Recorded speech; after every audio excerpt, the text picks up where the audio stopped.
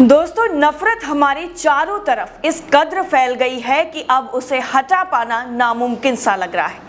लेकिन इस नफरत का इलाज हमें करना पड़ेगा, क्योंकि इसका इलाज अगर अभी नहीं निकाला गया तो बहुत देर हो जाएगी।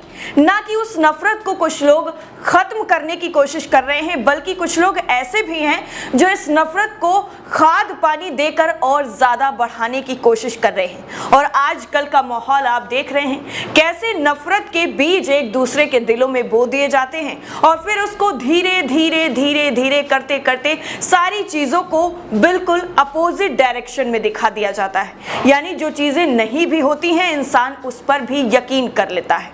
लेकिन आज हमारे देश में नफरत इस कद्र भर गई है कि सांस लेने तक के लिए भी लोगों पर देश के गद्दार होने का तबका लगा दिया जाता है। अगर कोई अपनी मर्जी से कुछ बोल देता है तो उसको देशद्रोही साबित कर दिया जाता है, और ये आम हो गया है।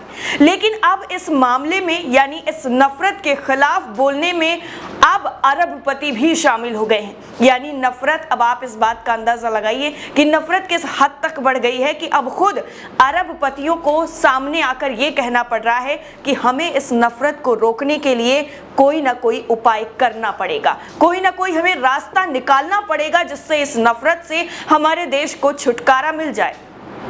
नादिर गोदरेज, इनका नाम आपने जरूर सुना होगा, और ये अरबपति हैं, गोदरेज के चेयरमैन हैं। अरबपति ने अब ये कहा है सामने आकर कि हमें देश को बांटना बंद करना चाहिए और देश में जो नफरत है उसको कम करने के लिए कदम उठाने चाहिए। उन्होंने इस दिशा में कुछ करने के लिए सरकार और इसके साथ ही उद्योग जगत से और अधिक आग्रह किया है। यानी इस पूरे मामले में उन्होंने केंद्र सरकार के साथ साथ उद्योग जगत से भी ये सिफारिश की है कि आप भी इस मामले में सामने आइए, क्योंकि ये मामूली सा मामला नहीं, ये बहुत गंभीर मुद्दा है। इस मुद्दे को अगर यहीं पर रोककर इसे जड़ से खत्म नहीं किया गया तो ये हमारे देश को अंदर ही अंदर खोखला कर देगा। अब अरबपति जहां एक तरफ दूसरे अरबपति हैं जो अपना नंबर अरबपतियों के लिस्ट में आगे बढ़ाने की तरफ जोर दे रहे हैं, ऐसे में जो है नादिर की तरफ से ये बयान देना वाकई काबिले तारीफ है।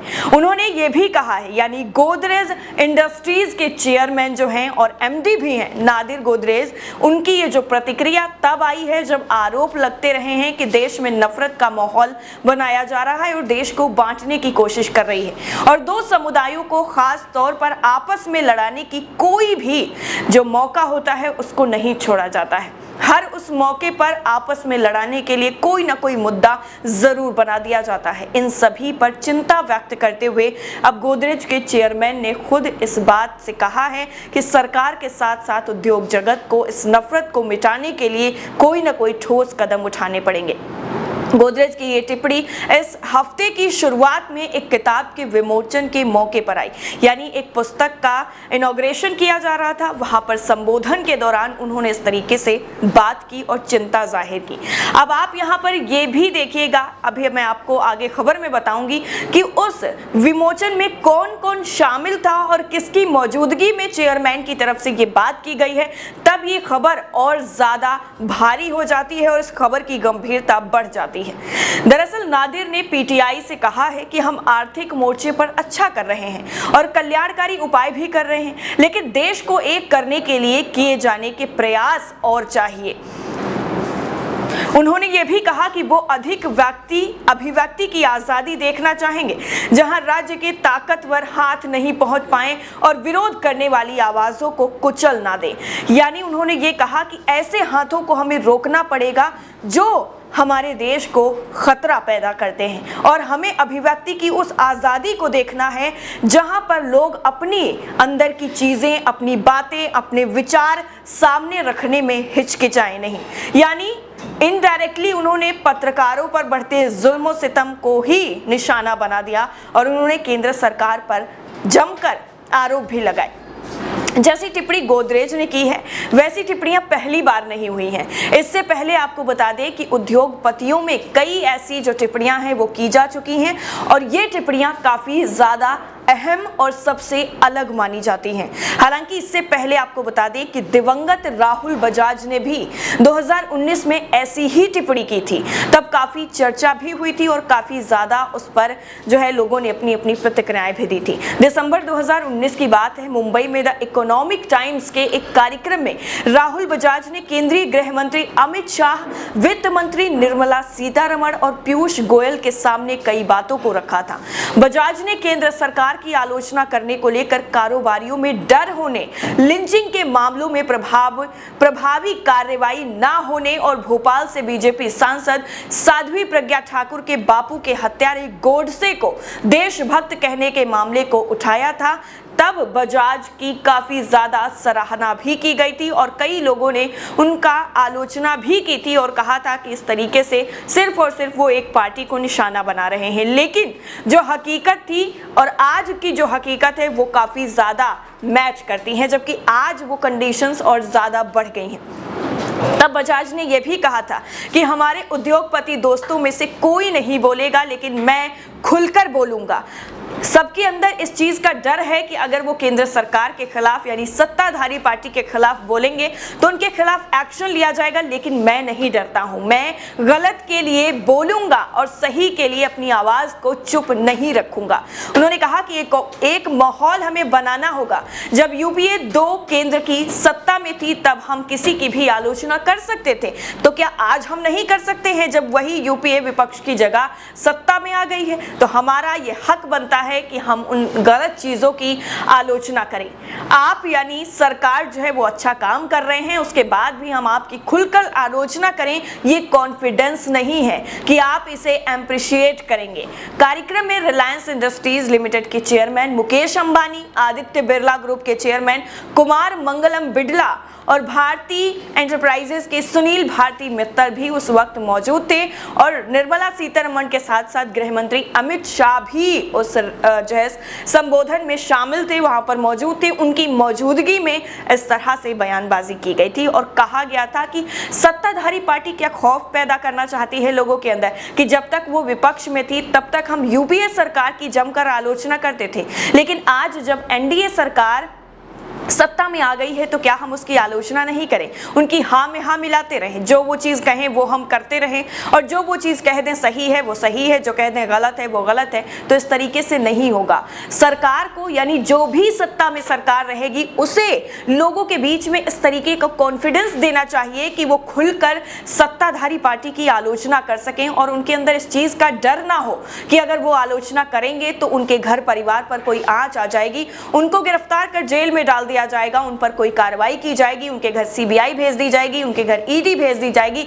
इस तरीके का डर लोगों में, उद्योगपतियों में नहीं होना चाहिए और आम जनता में भी ये डर नहीं होना चाहिए कि अगर वो सरकार की आलोचना करेंगे तो उनके खिलाफ किसी तरीके की कार्रवाई की जाएगी। बल्कि सरकार का काम ये होता है कि लोगों के अंदर ऐसा विश्वास पैदा करें ताकि लोग खुलकर वो मुद्दे उठा सके, अपनी समस्याएं बता सके जिससे वो जूझ रहे हैं। सत्ताधारी पार्टी का काम तो यही होता है ना कि वो लोगों की समस्याओं को दूर करें, उनके मुद्दों को सुने और उन पर अमल करें। लेकिन आज की जो सरकार है वो सिर्फ अपनी नीतियों पर, अपनी चीजों पर सही उतरती है, बाकी जो कुछ भी किसी को बोलना है वो बोलता रहे, उन्हें कोई फर्क नहीं पड़ता है।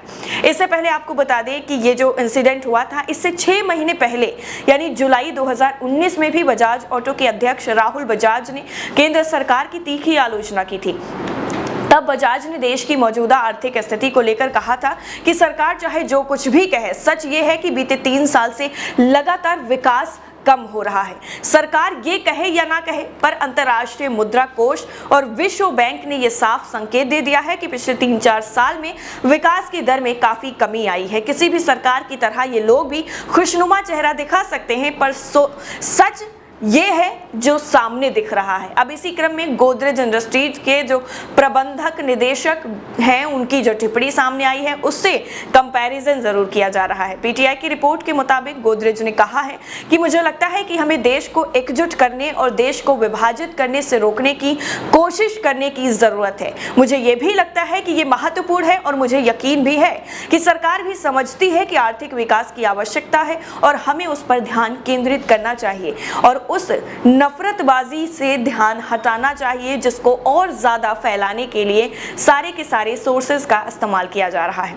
रिपोर्ट के मुताबिक ये पूछे जाने पर कि क्या उद्योग को भी इस मोर्चे पर और अधिक करने की जरूरत है, उन्होंने कहा बेशक उद्योग को यथासंभव समावेशी होने की कोशिश करके चीजों को भी करने की कोशिश करनी चाहिए और सरकार को और भी ज्यादा करना चाहिए और उनका सपोर्ट करना चाहिए। उन्होंने ये भी साफ किया कि हमें एक ऐसी जगह बनाने की जरूरत है जहां सक्रिय बहस पनपती है और बढ़ती है, जहां विचारों की जीत होती है। गोदरेज आगे कहते हैं कि हमारे विचारों को मानवीय होना चाहिए, ना कि सांप्रदायिक। उन्होंने ये भी कहा कि खुश होने के कई कारण हैं, लेकिन कभी कभी डर होता है कि चीजें पटरी पर नहीं है और हम पीछे भी जा सकते हैं। हमें मजबूत संस्थानों की जरूरत है, उन्हें बनाने में लंबा समय लगता है जबकि उन्हें जल्दी से तोड़ा जा सकता है। नादिर के बड़े भाई और व्यवसाय को चलाने वाले पूर्ववर्ती आदि गोदरेज ने भी 2019 में चेतावनी दी थी कि बढ़ती असहिष्णुता और घृणा अपराध विकास को गंभीर रूप से नुकसान पहुंचा सकते हैं। यानी पहले भी ये चेतावनी दी जा चुकी है, ये पहली बार नहीं है जब गोदरेज की तरफ से इस तरह से उनकी टिप्पणी सामने आई है। पहले भी ये चीज बताई जा चुकी थी कि जिस तरह से असहिष्णुता बढ़ रही है, देश में नफरत बढ़ रही है, लोग छोटे छोटे मुद्दों पर एक दूसरे से भिड़ने को तैयार हो जाते हैं। स्पेशली जब दो समुदायों की बात आ जाती है, दो धर्मों की बात आ जाती है, तो लोग एक दूसरे को मारने काटने पर उतारू हो जाते हैं। इस तरह की चीजें जो बढ़ रही हैं वो हमारे देश के लिए खतरा है। ये गंभीर मुद्दा है, इस पर सोचने की जरूरत है, लेकिन उस वक्त भी इनकी बातों पर ध्यान नहीं दिया गया। और आज फिर से जब नादिर गोदरेज का बयान सामने आया है तो फिर केंद्र सरकार को सोचने पर मजबूर कर दिया है कि आखिर देश में इस तरह नफरत का जो बाजार सरेआम गुलजार हो रहा है उसको रोकने के लिए सरकार क्यों कोई कदम नहीं उठा रही। सरकार क्यों इस तरफ कोई ध्यान नहीं देती है कि कोई कभी भी कहीं पर भी धर्म के नाम पर किसी की लिंचिंग कर देता है, किसी के जो है घर को जला देता है, कि किसी के घर पर पत्थरबाजी कर देता है, कोई सड़कों पर निकलकर खुलेआम प्रदर्शन कर देता है, या फिर पुलिस प्रशासन से तंग आकर खुदकुशी कर लेते हैं। इन सभी चीजों की वजह से लोगों के दिलों में जो नफरत भर गई है उसको कम करने के लिए सरकार को पुख्ता कदम उठाने की जरूरत है और यही मांग नादिर गोदरेज की तरफ से भी की गई है। नादिर गोदरेज की गई इस टिप्पणी पर और सरकार की मौजूदगी में की गई टिप्पणी पर आपकी राय क्या है, कमेंट सेक्शन में जरूर बताइएगा। बाकी सारी अपडेट के लिए नेशन 360 को सब्सक्राइब करना बिल्कुल ना भूलें। जय हिंद।